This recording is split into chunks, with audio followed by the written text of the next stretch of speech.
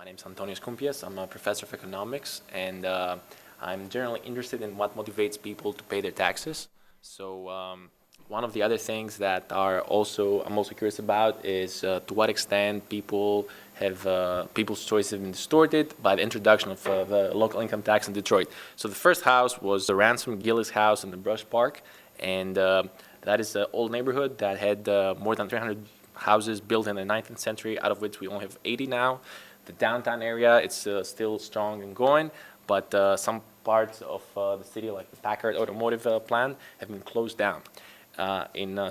Since 2000, we had more than 37,000 housing units being demolished in Detroit, and you can see that sales price of housing has also taken a hit. Following clearly the beginning of the time series is 2008, where we have the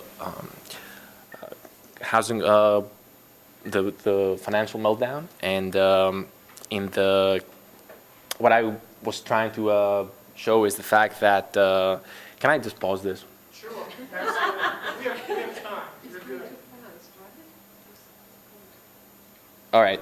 We don't give the kiss to new family. Okay.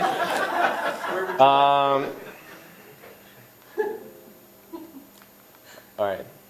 Clickers, I like those.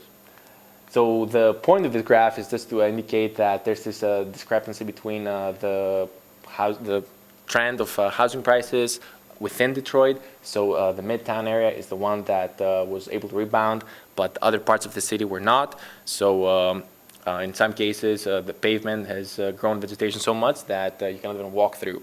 And this is a gym where Joe Louis, the boxer, trained, and that was also one of the buildings that was slated for demolition, but it's going to be reconstructed, and there would be a museum of some sort. So within Detroit, the housing prices followed more or less consumer prices, but then took a dip and only to rise faster.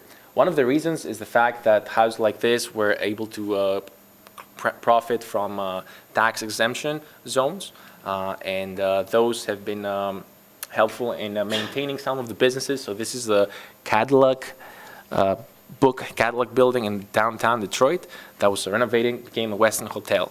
However, the introduction of those free tax zones has led to demarcation of the tax base. So this is part of Wayne State University that is also tax exempt.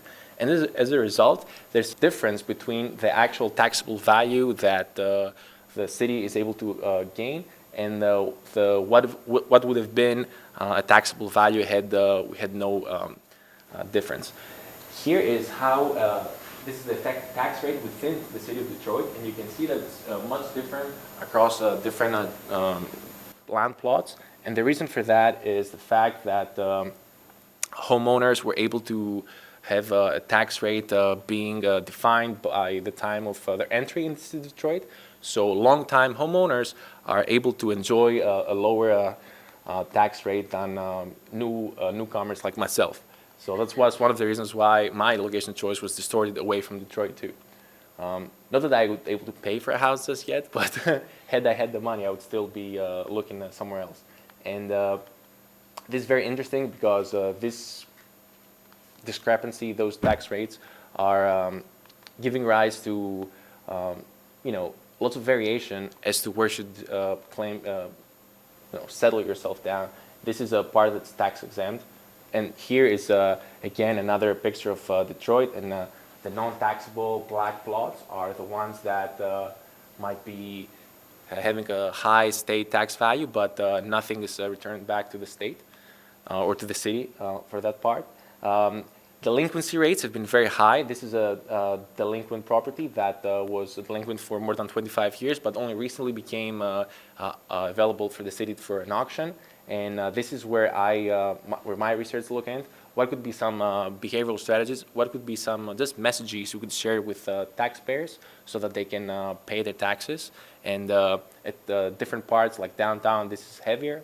Now going back to zones, this would be one of the newer firms that have moved into a Renaissance zone and like one of those. And the question is, when those expire, would the firms still relocate there, or still locate themselves there, or move out to a place where it's cheaper? And one way of potentially going about increasing the value of the houses is by introducing a land-based tax, like the ones that we don't have yet, that would allow you to improve the building without incurring extra expenses for the cost that you have to incur. So a land-based tax would be just based on square footage.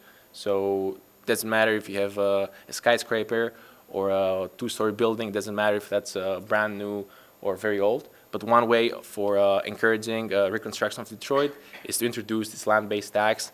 And the last image was about the provision of public goods, like in that case it was a water hose. So for those who are preferring a bigger, a more generous public good, or that is provision of higher quality of education, roads, and whatnot. Again, a land-based tax would be a more effective way of dealing with that, because within that small jurisdiction, the homeowner would be able to identify exactly how much of, how often or how fast would she or he like the construction work to come and solve the issue by levying an appropriate tax. So the fact that we would be able to have some variation within Detroit would give us the opportunity to locate ourselves where we find the fittest based on our preferences. And I think that was a little faster than I expected, but I don't know if you're able to keep up with my fast speaking, but thank you for your attention. That's all from me.